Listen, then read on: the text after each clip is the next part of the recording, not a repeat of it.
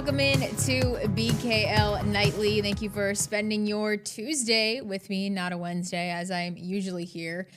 Bills have a different week this week because it is Christmas. So Merry Christmas, Happy Holidays to everybody watching. I hope you get to celebrate with your loved ones, and however you choose to celebrate, I hope it is a great week for you all. We got some Bills news today, a little bit of a different format just because it is Tuesday and not the typical Wednesday injury updates and practice and things like that. But we do have some, we'll start with the injuries as we always do on this show. I'm Rachel Liber. Thanks for joining, by the way. I don't know if I introduced myself for the, week 17th time that we've done this week. So yeah, thanks for joining. All right, let's get into it. We will start with the who did not practice today. It was just a walkthrough today over at Orchard Park.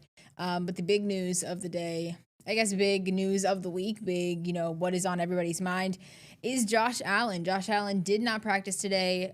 He has that right foot injury that he suffered on Sunday against the Browns.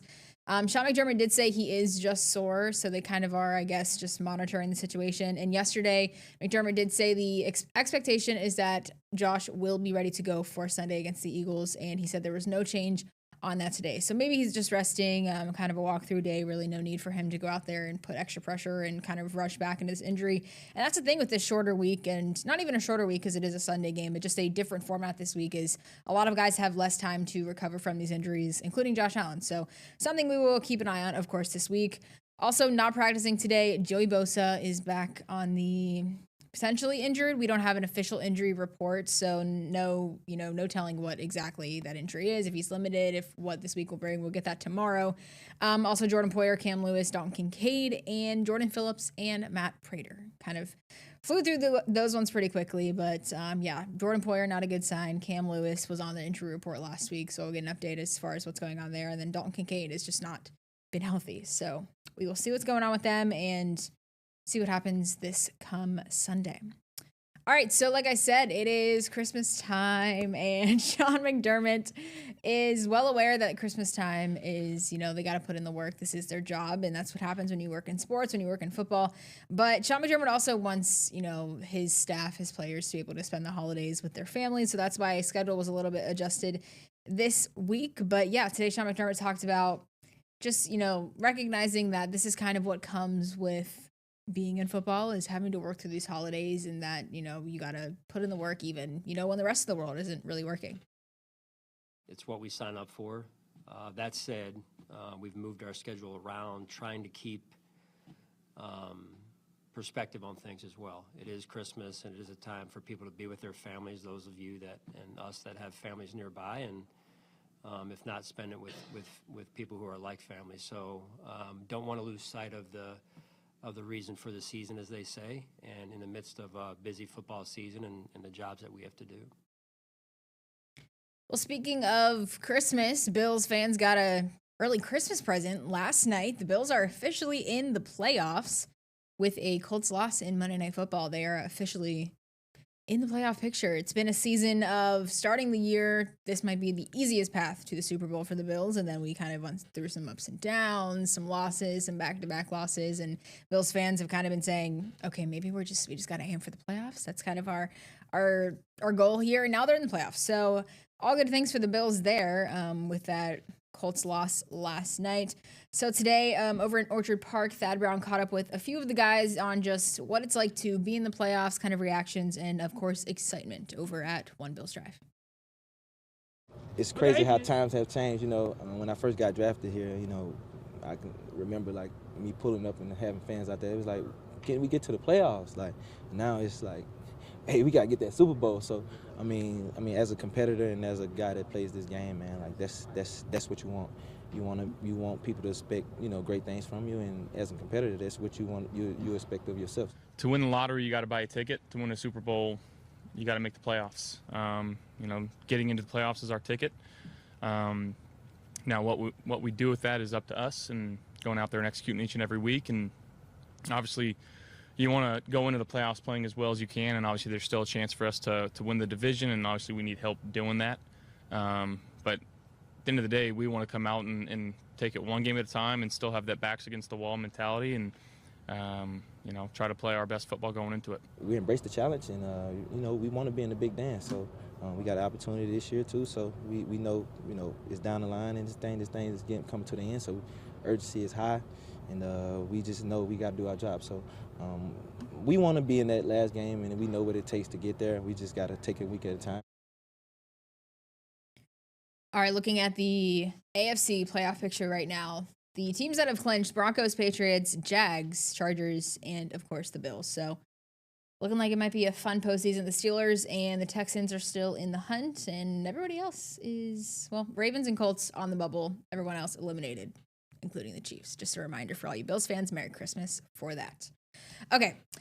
Moving on, we got to get to our roundtable segment. Thad Brown and Josh Reed out in Orchard Park, as they do. Carl Jones not joining them today, but Thad and Josh held it down over there, just talking the Eagles, what the Eagles bring to the table. I guess I haven't really even talked about what the Eagles bring to the table in this matchup. They can tell you all the X's and O's, but Eagles are 10-5, Bills are 11-4. The Eagles kind of have a interesting schedule. They haven't put together very many impressive wins. And we'll talk about that a little bit later, getting into our predictions and kind of what we think the outcome of this game is going to be. But I'll let Thad and Josh kind of take it away and break down a little bit more about this matchup at Highmark Stadium this weekend.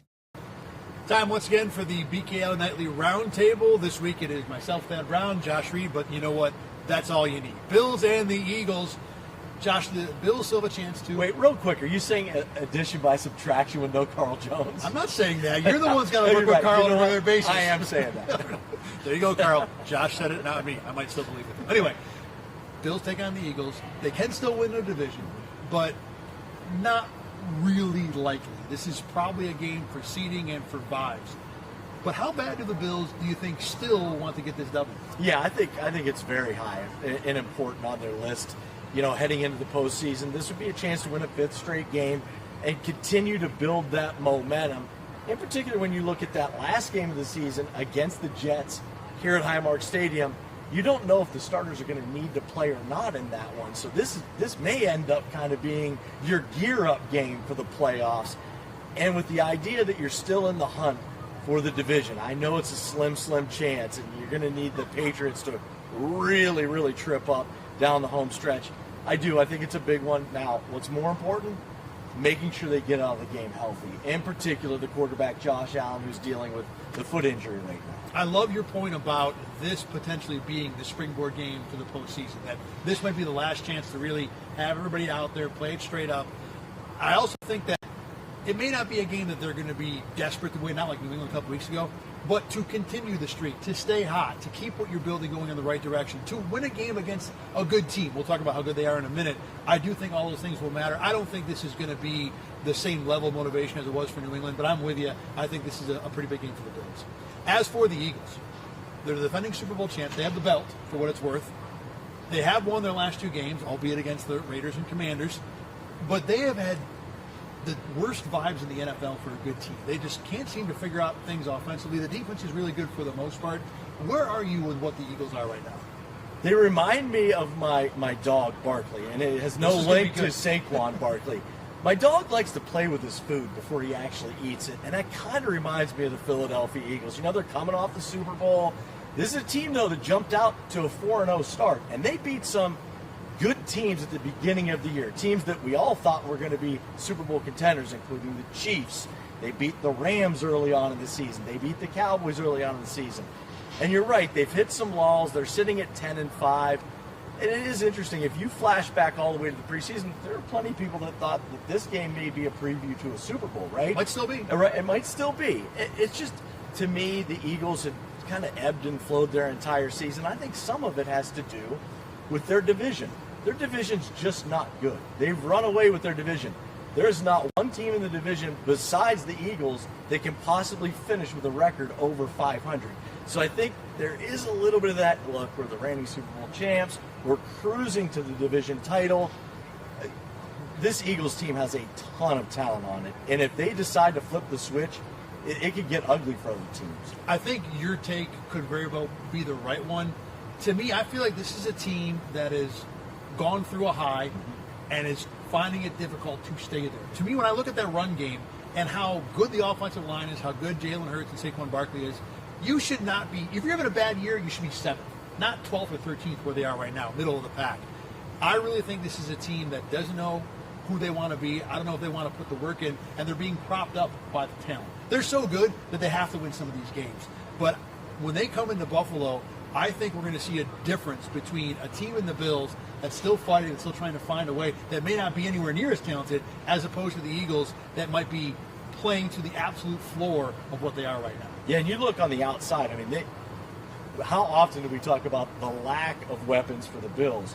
It's the opposite for the Eagles. I mean, they have an embarrassment of riches. I mean, they got a couple of star wide receivers, A.J. Brown, Devonta Smith, Dallas Goedert, their tight ends, really good. You mentioned Saquon Barkley. Not only can he run the ball, he's a great pass catcher out of the backfield. They've got plenty of weapons.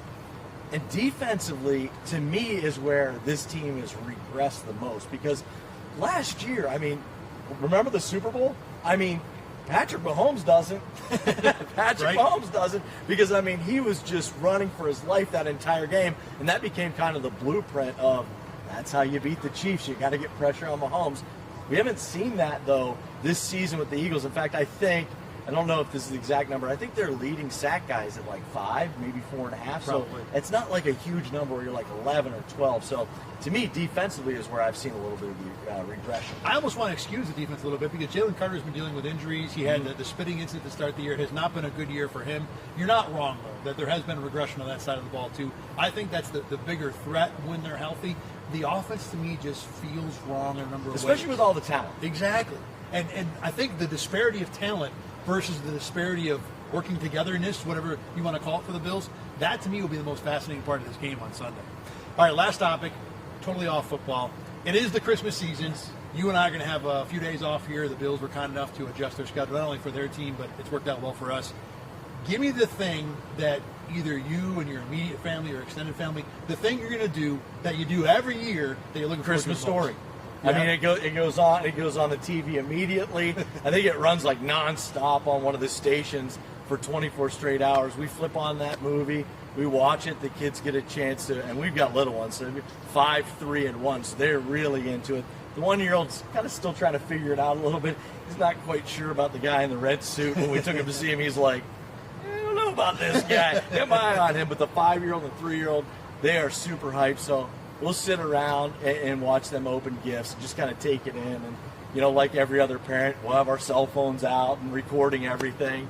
And I thought it was funny because Sean McDermott was kind of asked about that a little bit. And he joked that, you know, in his house, he's the garbage bag guy. As most dads are typically in a house, he's the guy with the garbage bag who's already planning on cleaning up before one single present gets unwrapped. I'm usually the wad up the paper and throw it at somebody guy. Yeah. Not always appreciated in my house. For me, first of all, let me ask quick, does the 5-year-old, has he asked about what fudge means yet or no? No, he has not, but he has started to ask, how do I get a Red Ryder BB gun? And I'm like, hey, all right, easy there, pal. 2 things for me. Number 1, I do like eating Christmas cookies on a conveyor like a cartoon where you just kind of pour it down your throat as if you're not chewing. But the real one for me is my parents-in-law host us for a Christmas dinner on the evening of the 25th. So you think about all the things you've been doing the whole month, shopping and errands and events and parties, and then Christmas Eve is big, and then you open all the gifts. That evening is kind of the unwind evening for us. We sit down, have a glass of wine, have a nice meal. Now we watch 4 football games. One glass? Well, that's the number that I'm going to admit to right now. Depends on how big the glass is. Exactly, right. So that to me is kind of the moment, and that's what I'm looking forward to. All right, thank you very much for watching us all year long. We really appreciate it. Of course, we're not done. There's more football to happen, but we are going to take a Christmas break. We hope you do too. For Josh Reed, I'm Thad Brown. Let's go back to you in the studio. All right, thank you guys. A lot of fun Christmas traditions there. My personal favorite is every Christmas Eve my family watches Christmas Vacation. I feel like we can quote that movie like start to finish. So I'm definitely looking forward to that as, tomorrow is Christmas Eve already. Fast. Came up really fast. Kind of surprised we're already here, but we've made it. All right, before we take a quick break, some news came out of Orchard Park within those last 10 minutes there. Josh Allen spoke, I guess, today after the walkthrough and said that he plans on playing, will be playing, against the Eagles. Obviously, that is just Josh Allen, and Josh Allen he's had so many consecutive starts, and Josh Allen is going to say he's going to play. So no official word on that yet, but he did tell, I guess, reporters he's still sore, but he's feeling good. So just a little bit of an update there from Josh Allen, and we'll, of course, monitor that, as I'm sure everybody across Buffalo, across Rochester, across Western New York is doing with their MVP quarterback. All right, we're going to take a quick break after that. Thad Brown's going to answer some questions from Orchard Park. That's next.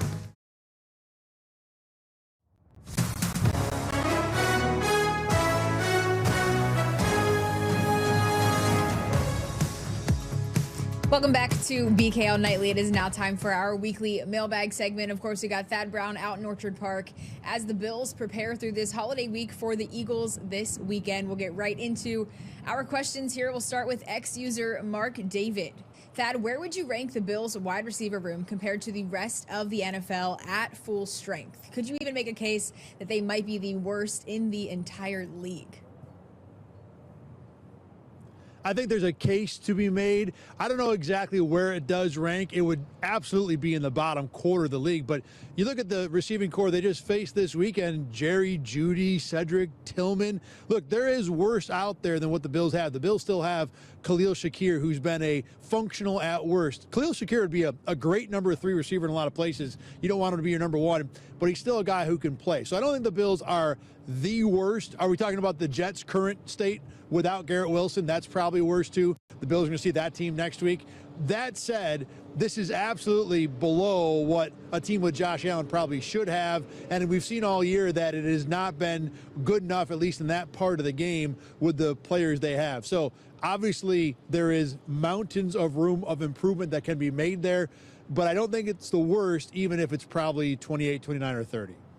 Yeah, I don't think it's the worst, but like you said, you have Josh Allen under center, and you're not the best in the league. So that is definitely saying something compared to, at least in recent years, we've talked about this receiver room a lot, just, not being the best. But I would agree with you that they are not the worst, but maybe they're pretty close.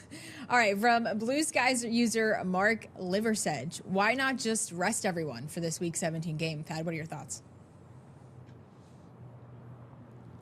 I've seen and heard a lot of this about this Philly game, and then even some discussion about the game next week against the Jets, because the likelihood of the Bills winning the division is still pretty small. And obviously with no bye that will probably come with that wild card spot, why not get players healthy, get ready for the playoffs? Number one, if the Bills still have a chance to win the division, they're going to keep playing, because getting that one home game is important to this team. Remember, Sean McDermott made a point of trying to move from a 3 to a 2 seed, because again, a 2 seed is one more extra guaranteed home game. So as long as the division is available, the Bills will play to win. The other thing is too, even teams that have byes and have an opportunity not to play players Week 18 will normally put their starters on the field, because you just don't want that much time to go between being in a flow, in a routine, playing football, and then showing up in the playoffs. So right now in Week 17, we are far too early for the Bills to even consider resting, even if that was available to them, if everything that they could possibly clinch had been clinched already. So the Bills are going to play hard in this game. And the other thing too,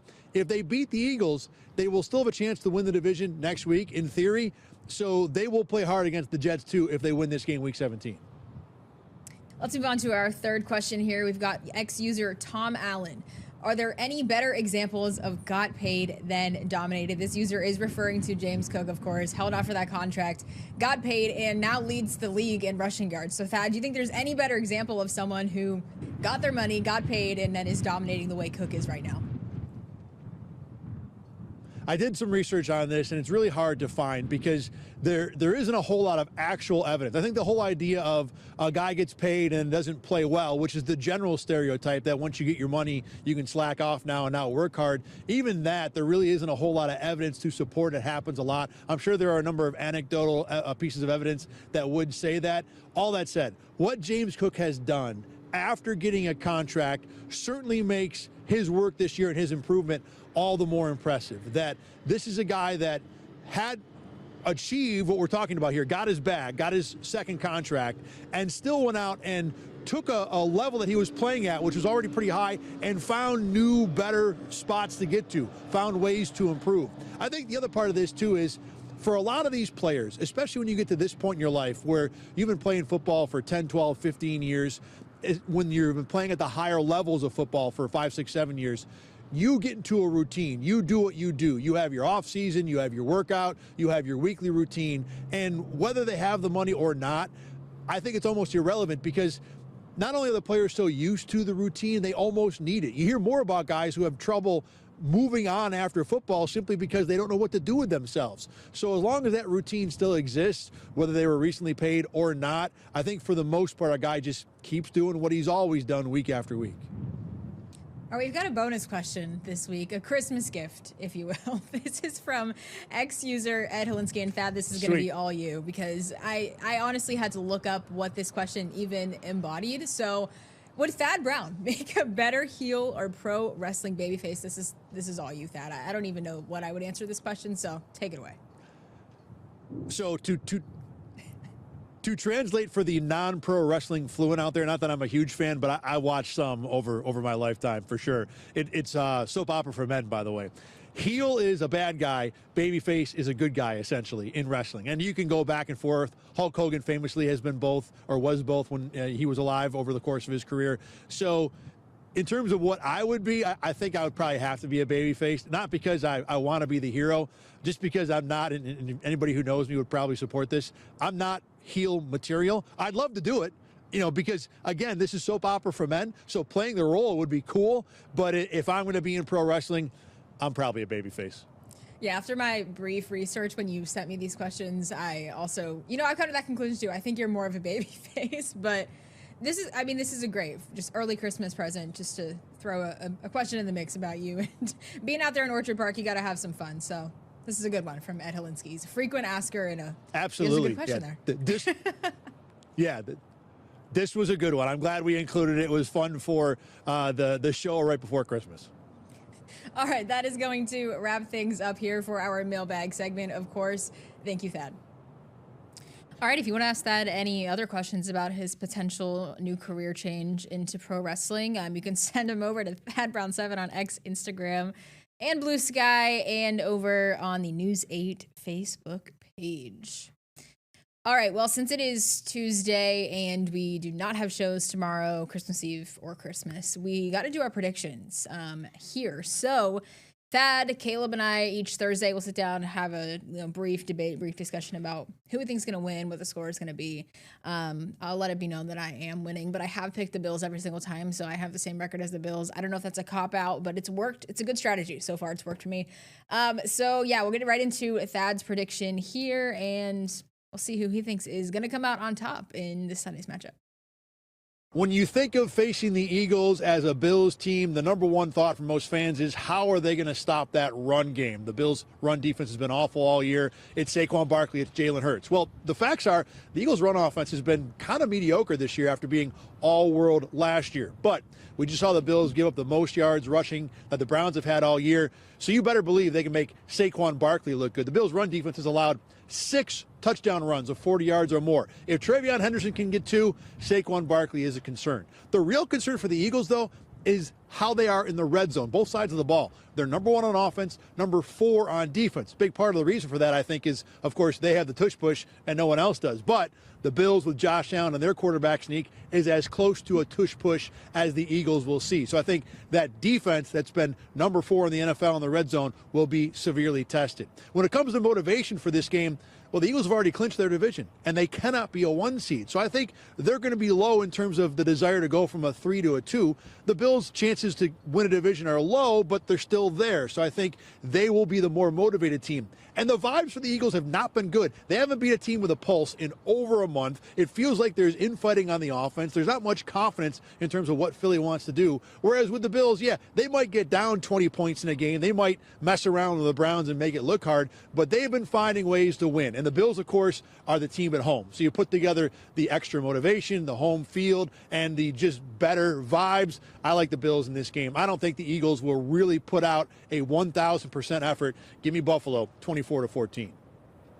All right, Thad is going with the Bills 24-14. We all picked the Bills last week, and that all played out for us, even though it was a little bit closer against Cleveland than we thought it was going to be. All right, Caleb is not here, of course, but I do have his pick. Caleb is going with the Eagles 27-24. going to be a close one. We'll see if Caleb can improve his record. He's 8-7. He was kind of in the negatives for a while with that losing record. So he's finally on. He's positive. He's over 500. So that's good for him. We'll get into mine very quickly. I'm also going to pick the Bills for the 17th week in a row. I'm going to go 27-21. This Eagles team hasn't really faced they've had a few good wins, a few big wins, but as Josh and Thad were saying in the roundtable, their division is kind of weak. They haven't played too many great opponents, and I do think the Bills are going to come out on top. I think the Bills will continue to keep rolling. I think James Cook, the Eagles rushing defense, I believe is it better or worse? I honestly can't remember than there. Regardless, the Eagles defense isn't the greatest in the league. I do think James Cook will capitalize off of that, but I do think the Bills are going to come out on top and come away with the win at 27-21. All right, that is going to wrap up this BKL Nightly. I hope you enjoyed. Merry Christmas, Happy Holidays. Have a great 2 days, 3 days, 4 days, however long your break is, with your family, with your loved ones. We'll catch you back here for a post-game reaction to this Sunday. Thanks for watching.